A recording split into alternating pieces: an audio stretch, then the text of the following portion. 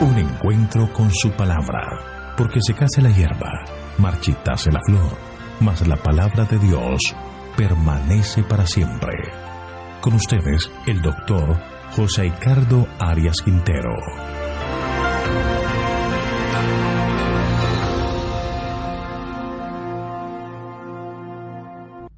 Hoy vamos a estudiar Daniel capítulo 6. Daniel en el foso de los leones. Vamos a orar. Querido Señor, en este momento queremos acercarnos a ti para alabarte y glorificarte y agradecerte por todos los cuidados que has tenido con nosotros. Pero también, Señor, venimos con corazones contritos y con corazones dispuestos a ser guiados por ti. Por eso necesitamos la presencia de tu Espíritu entre nosotros, para que al abrir tu palabra y estudiar este capítulo de Daniel, podamos tener entendimiento y sabiduría y aplicar estas lecciones para nuestra vida. Gracias, Padre, por tus bondades y por concedernos tu bendición, pues lo pedimos en el nombre de Jesús. Amén. Con el capítulo 6 de Daniel concluye la sección histórica del libro.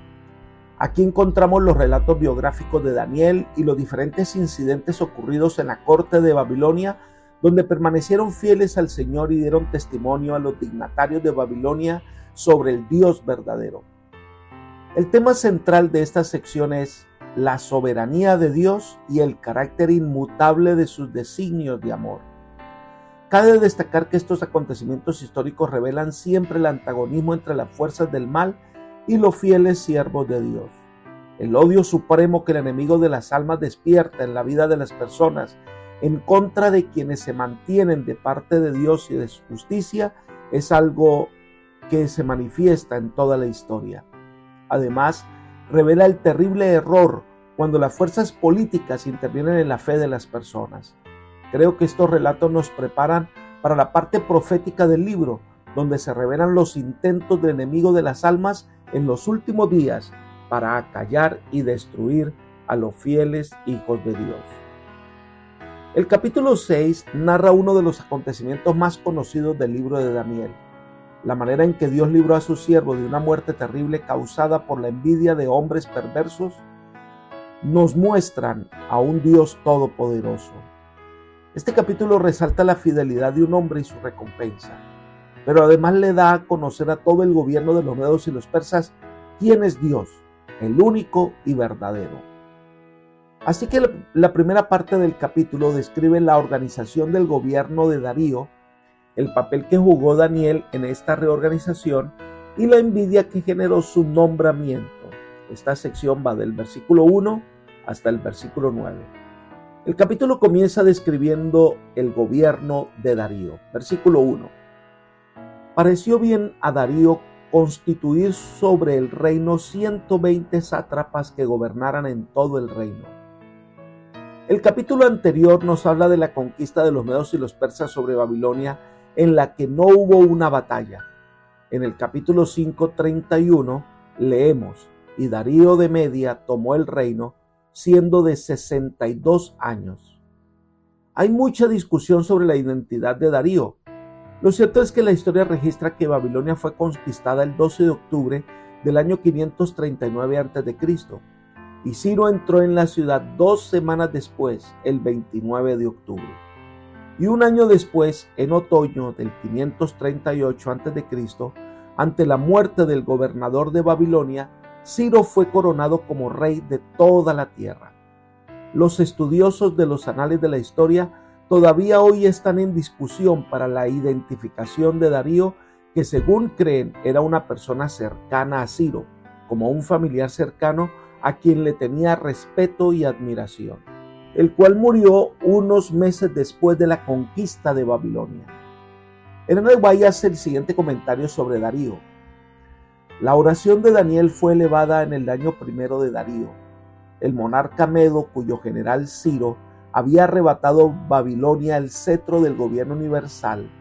El reino de Darío fue honrado por Dios. Cuando murió, más o menos unos 2 años después de la caída de Babilonia, Ciro le sucedió en el trono y el comienzo de su reinado señaló el fin de los 70 años iniciados cuando la primera compañía de hebreos fue llevada de Judea a Babilonia por Nabucodonosor. Libro Profetas y Reyes, página 408. Esto fortalece la identificación de Darío como gobernador de Babilonia, el mismo que entró a Babilonia mientras Ciro ascendía al trono como soberano de todo el imperio. Así que el primer acto de gobierno de Darío fue nombrar 120 sátrapas que estuvieran al frente de las provincias de aquel vasto imperio que llegó a ser más grande que el de Babilonia. Sigamos con Daniel capítulo 6, el verso 2. Y sobre ellos 3 gobernadores, de los cuales Daniel era uno, a quienes estos sátrapas dieran cuenta para que el rey no fuera perjudicado. Sobre estos 120 sátrapas debían dar cuenta a 3 gobernantes principales, entre los cuales estaba Daniel. En ese momento el profeta tenía alrededor de unos, se dice, 83 años de edad. ¿Cómo logró Daniel ese puesto destacado?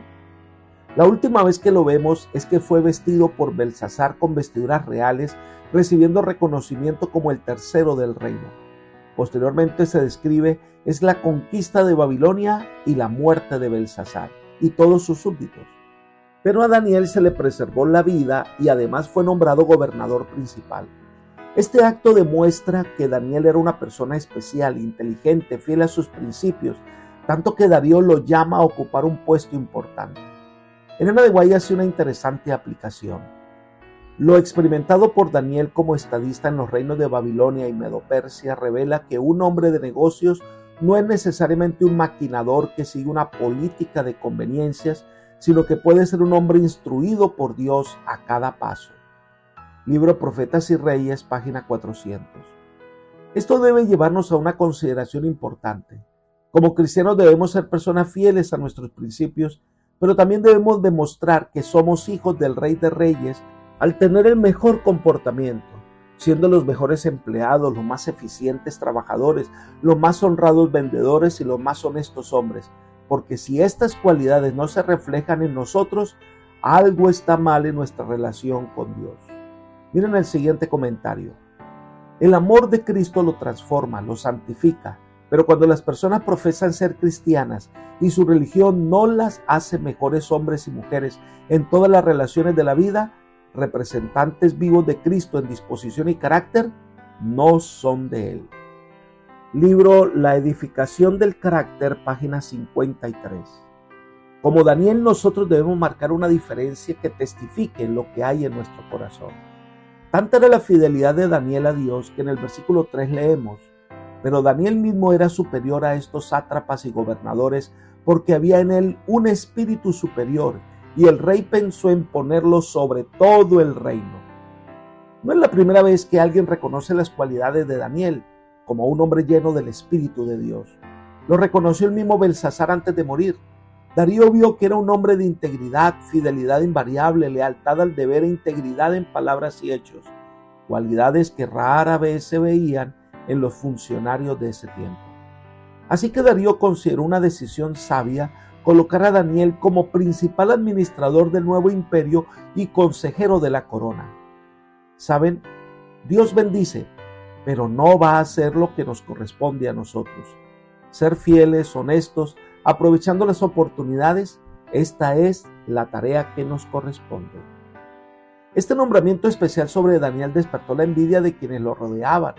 No podían tolerar que un cautivo de Israel fuera superior a ellos, así que se empeñaron en desprestigiarlo, en buscar alguna falta en sus transacciones, algún descuido para acusarlo.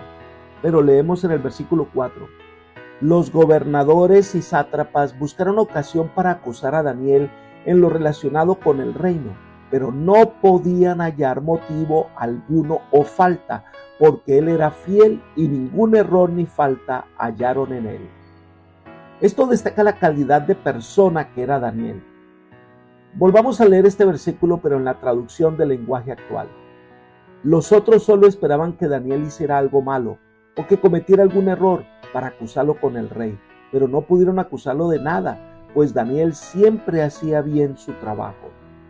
En lo que atañe a su trabajo, a su honradez, a su fidelidad en cumplir sus funciones sin quejarse, no encontraron nada de qué agarrarse contra Daniel. Elena de White destaca esa cualidad en Daniel. El cumplimiento estricto de los requerimientos del cielo imparte bendiciones temporales tanto como espirituales. Inquebrantable en su fidelidad a Dios, inconmovible en su dominio del yo, Daniel fue tenido por su noble dignidad y su integridad inquebrantable mientras era todavía joven. Las mismas características le distinguieron en su vida ulterior. Se elevó aceleradamente al puesto de primer ministro del reino de Babilonia.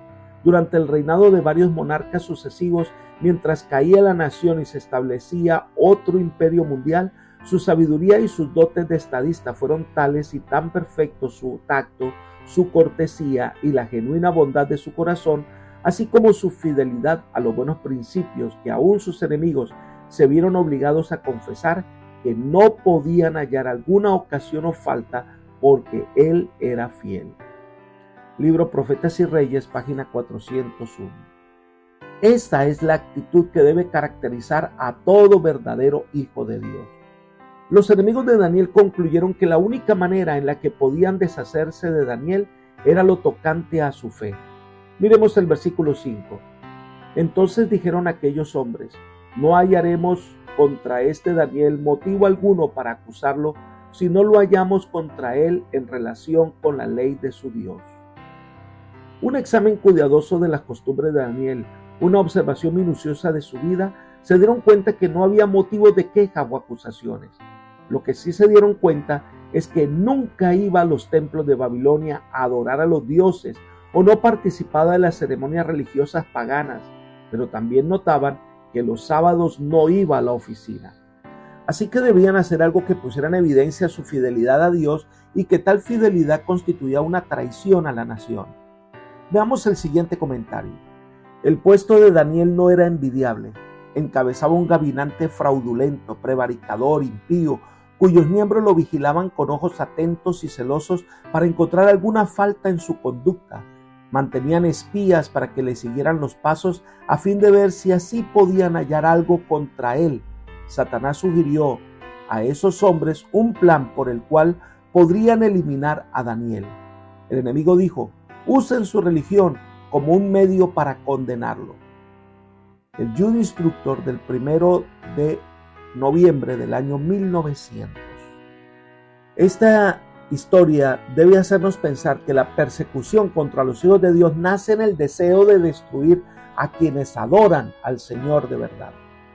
El plan que se ingeniaron fue tocar el orgullo del rey y elevarlo a la posición de un Dios que merece reconocimiento y adoración. Leamos los versículos 6 al 9. Entonces estos gobernadores y sátrapas se juntaron delante del rey y le dijeron: Rey Darío, para siempre vive. Todos los gobernadores del reino, magistrados, sátrapas, príncipes y capitanes han acordado por consejo que promulgues un edicto real y lo confirmes, ordenando que cualquiera que en el espacio de 30 días demande petición de cualquier dios u hombre fuera de ti, rey, sea echado al foso de los leones. Ahora pues, oh rey, confirma el edicto y fírmalo, para que no pueda ser revocado conforme a la ley de Media y Persia, que no puede ser abrogada. Firmó pues el rey Darío el edicto y la prohibición. Así que estos gobernantes se acercaron sutilmente al rey Darío para que diera un edicto real particular. Quizás la argumentación resaltaría la conveniencia política de ese momento de centralizar la autoridad en el rey.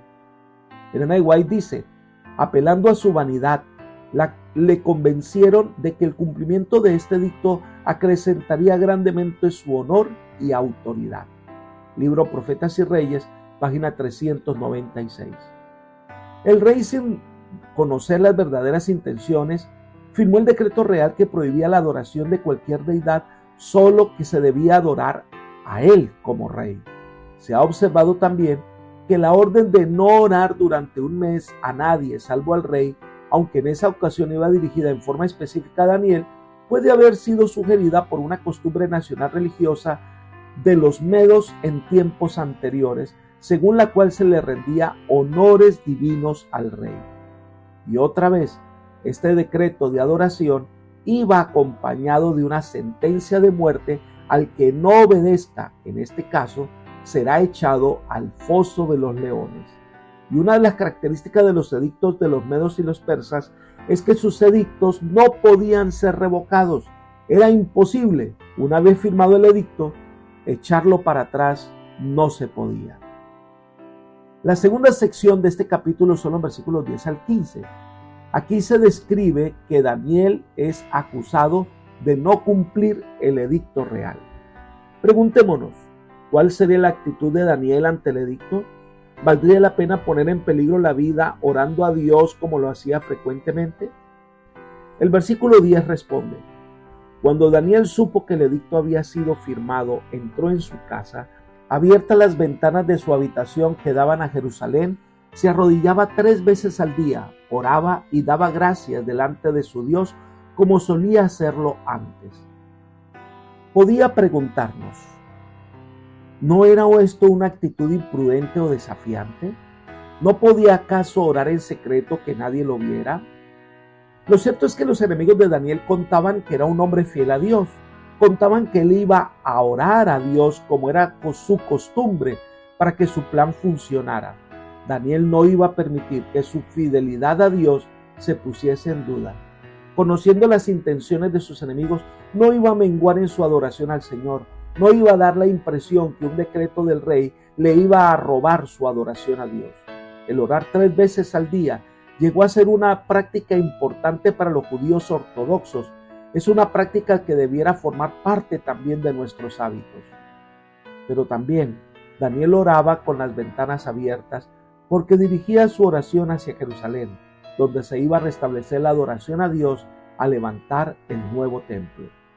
Leamos el versículo 11. Se juntaron entonces aquellos hombres y hallaron a Daniel orando y rogando en presencia de su Dios.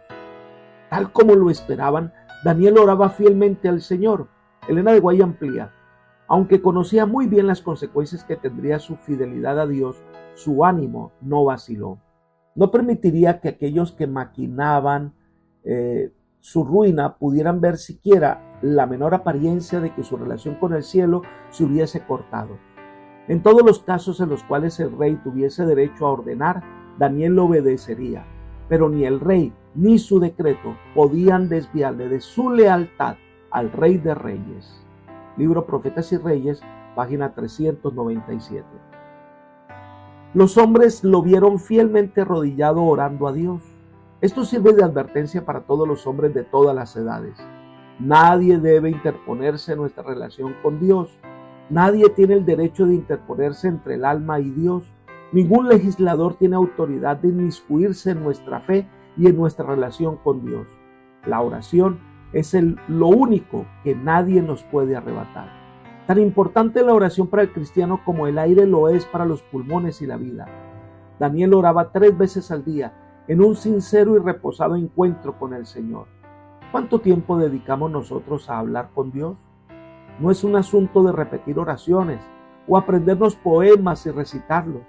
Es más un encuentro sereno a solas con nuestro Dios, abrirle nuestro corazón, hablar con Él como si fuera nuestro amigo más íntimo y esperar que Él nos responda y nos conceda su voluntad. Debemos imitar a los profetas en su vida oración. Ojalá adoptáramos la costumbre de orar 3 veces al día, no como una rutina religiosa, sino como una franca convivencia con el Señor. El plan de estos hombres malvados salió perfecto. Ahora debían simplemente pedirle al rey que cumpliera el decreto de muerte sobre Daniel. Así que fueron, destaparon sus cartas y acusaron directamente a Daniel ante el rey. Versículos 12 y 13. Fueron luego ante el rey, le hablaron del edicto real. ¿No has confirmado un edicto ordenando que cualquiera que en el espacio de 30 días pida a cualquier dios u hombre fuera de ti, rey, sea echado al foso de los leones? Respondió el rey diciendo: verdad es, conforme a la ley de Media y de Persia, que no puede ser abrogada. Entonces respondieron y dijeron delante del rey: Daniel, que es de los hijos de los cautivos de Judá, no te respeta a ti, rey, ni acata el edicto que confirmaste, sino que 3 veces al día hace su petición.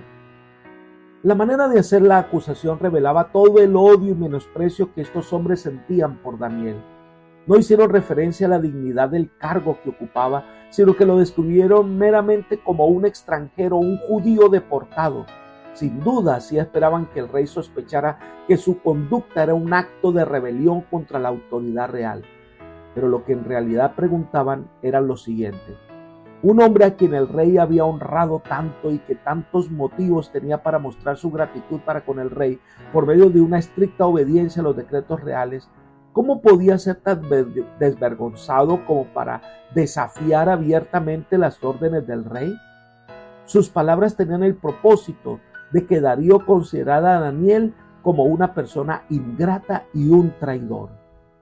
Pero el efecto fue todo lo contrario, versículos 14 y 15. Cuando el rey oyó el asunto, le pesó en gran manera y resolvió librar a Daniel. Y hasta la puesta del sol trabajó para librarlo. Pero aquellos hombres rodearon al rey y le dijeron: sabes, oh rey, que es ley de Media y de Persia, y que ningún edicto o ordenanza que el rey confirme puede ser abrogado. En ese momento el rey se dio cuenta en la trampa en que había caído. Su afecto por Daniel era grande. No había motivos para condenarlo a muerte, solo eran patrañas de hombres envidiosos. Trató por todos los medios de revisar la manera de librar a Daniel, pero le recordaron que la ley de Medo y Persa no puede ser abrogada. No había nada que hacer.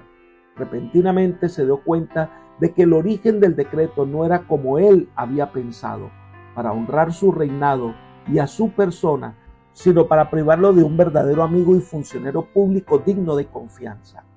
A pesar de sus esfuerzos casi frenéticos, el rey no pudo encontrar una excusa legal por la cual pudiera salvar a Daniel y al mismo tiempo conservar el concepto básico de los medos y los persas en cuanto a la inviolabilidad de la ley.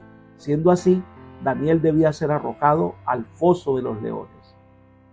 La tercera sección de este capítulo es la narración en la que Daniel es arrojado al foso de los leones, versículos 16 al 18.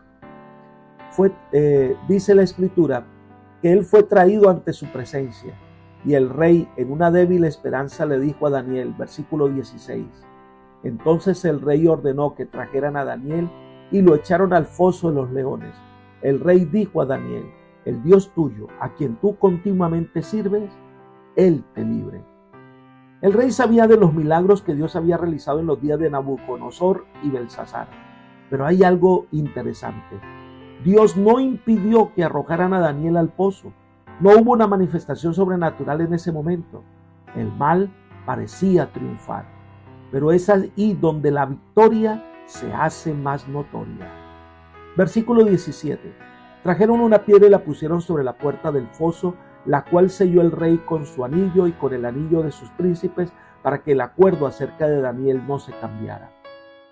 No se ha desenterrado todavía ningún antiguo foso de leones y por lo tanto es imposible reconstruir un cuadro preciso de un lugar tal. Lo cierto es que cerraron el pozo y hubo un sellamiento oficial que tenía un doble propósito. Le garantizaban al rey de que Daniel no sería muerto por ningún otro medio en caso de que no fuese lesionado por los leones, puesto que Darío esperaba que el Dios de Daniel salvaría a su fiel siervo de los leones. Naturalmente quería precaverse contra cualquier interferencia de los hombres que se habían propuesto quitar la vida de Daniel. Por otra parte, el sello aseguraba a los enemigos de Daniel que no se podría hacer ninguna tentativa de salvarlo en caso de que no fuese inmediatamente despedazado por las fieras. Esa noche en particular el rey se entristeció por Daniel. Versículo 18. Luego el rey se fue a su palacio y se acostó en ayunas. No trajeron ante él instrumentos musicales y se le fue el sueño. Entendió que no era el celo por el rey, no era el amor a la nación lo que había impulsado a esos hombres a actuar, era su odio por el fiel Hijo de Dios. Mandó a sacar a todos los siervos y a los músicos y no quiso comer nada. Es más, no pudo dormir. Pero el Señor tenía preparada la más grande victoria que se puede contar en el reino de los medos y las persas. Versículos 19 al 24. Muy temprano en la mañana el rey fue al pozo de leones y mandó a quitar la piedra. Versículos 19 y 20. El rey se levantó muy de mañana y fue apresuradamente al foso de los leones y acercándose al foso llamó a gritos a Daniel con voz triste y le dijo: Daniel, siervo del Dios viviente, el Dios tuyo, a quien tú continuamente sirves, ¿te ha podido librar de los leones? Toda la emoción que experimentaba el rey se describe en la frase con voz triste, una palabra que podría significar que estaba apenado, lleno de ansiedad, estaba reflejando sus sentimientos más íntimos. El rey había pasado por la terrible prueba de ver que su siervo más fiel era arrojado a los leones. Estaba triste, no había podido dormir, su voz reflejaba ese dolor. Al referirse al Dios viviente, nos muestra que Daniel le había testificado sobre la naturaleza y el poder del verdadero Dios. ¿Será que ese Dios pudo librar a Daniel de una muerte segura?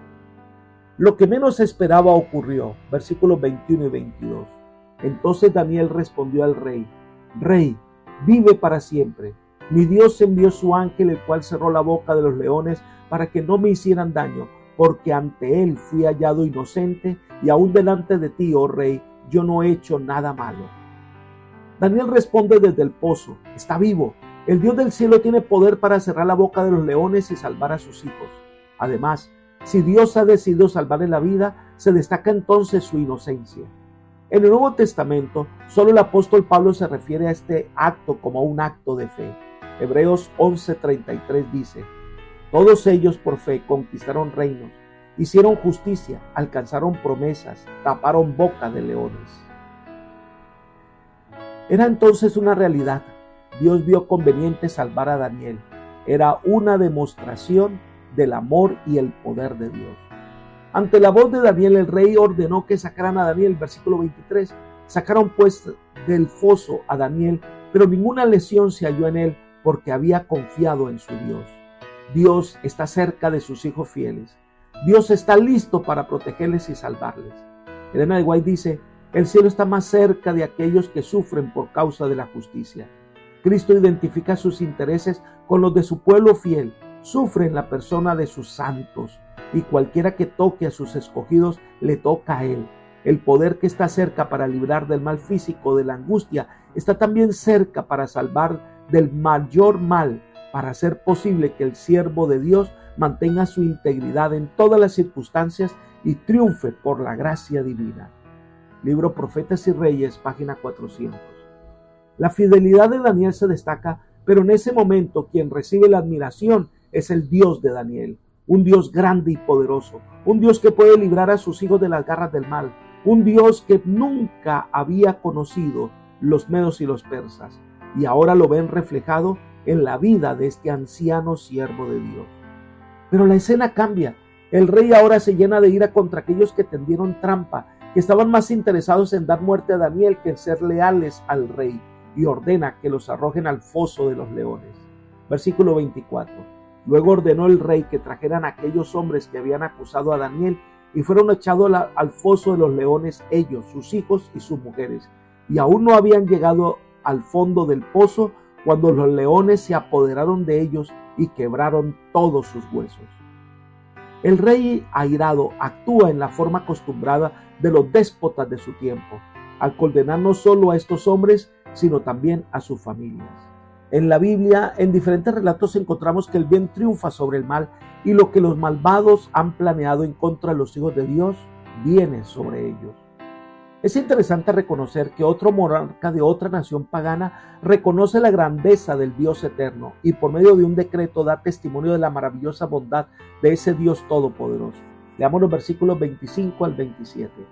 Entonces el rey Darío escribió a todos los pueblos, naciones y lenguas que habitan en toda la tierra: paz os sea multiplicada. De parte mía es promulgada esta ordenanza, que en todo el dominio de mi reino todos teman y tiemblen ante la presencia del Dios de Daniel, porque Él es el Dios viviente y permanece por todos los siglos. Su reino no será jamás destruido y su dominio perdurará hasta el fin. Él salva y libra y hace señales maravillosas en el cielo y en la tierra, y Él ha librado a Daniel del poder de los leones. Aquí se destaca que ese Dios lleno de amor y poder, Él salva y libra y hace señales y maravillas en el cielo y en la tierra. Él ha librado a Daniel del poder de los leones. Dios libró a Daniel y la verdad triunfó. En todo el reino de Medo-Persia se destaca la verdad maravillosa, que hay un Dios en los cielos, el verdadero y único, y ese Dios todos deben adorar. A ese Dios todos deben servir. Elena de White comenta: así sucedió también cuando se promulgó el decreto que prohibía que se hiciese oración a cualquier Dios menos al rey. Como Daniel, según su costumbre, suplicaba 3 veces por día al Dios del cielo, la atención de los príncipes y gobernantes fue atraída a su caso. Tuvo oportunidad de hablar en su defensa y demostrar quién es el verdadero Dios y presentar la razón por la cual Él solo debe recibir la adoración y nosotros debemos rendirle alabanza y homenaje. Y al ser librado Daniel del foso de los leones, se tuvo otra evidencia de que el ser a quien adoraba era el Dios verdadero y vivo. Hoy en los Testimonios, tomo 2, página 153. Toda la nación llegó a tener la oportunidad de conocer a Dios y adorarle. El capítulo termina con la descripción de Daniel y su prosperidad. Versículo 28. Daniel prosperó durante los reinados de Darío y de Ciro, el persa. La vida de Daniel era un constante testimonio de Dios, de su amor. La vida de Daniel es hoy también un motivo de admiración por su fidelidad al Señor. De su experiencia podemos hoy sacar lecciones valiosas para aplicar a nuestra vida. Es un llamado constante del Señor a mantener una relación viva con Él, a consagrarnos de corazón y servirle fielmente, ya sea que tengamos paz o que estemos en dificultad. Nuestra relación con Dios es firme. Elena de White dice: del relato de cómo fue librado Daniel, podemos aprender que en los momentos de prueba y lobreguez, los hijos de Dios deben ser precisamente lo que eran cuando las perspectivas eran halagüeñas y cuanto les rodeaba era todo lo que podían desear. En el foso de los leones, Daniel fue el mismo que cuando actuaba delante del rey como presidente de los ministros de Estado y como profeta del Altísimo. Un hombre cuyo corazón se apoyaba en Dios será en la hora de su prueba el mismo que en la prosperidad, cuando sobre él resplandece la luz y el favor de Dios y de los hombres. La fe extiende la mano hacia lo invisible y se hace de las realidades eternas. Libro Profetas y Reyes, página 400. Nuestra vida de oración, nuestro caminar con Dios no es negociable a ningún precio. Que el Señor hoy te guíe por sendas de paz, justicia y prosperidad. Es mi oración por ti. Amén.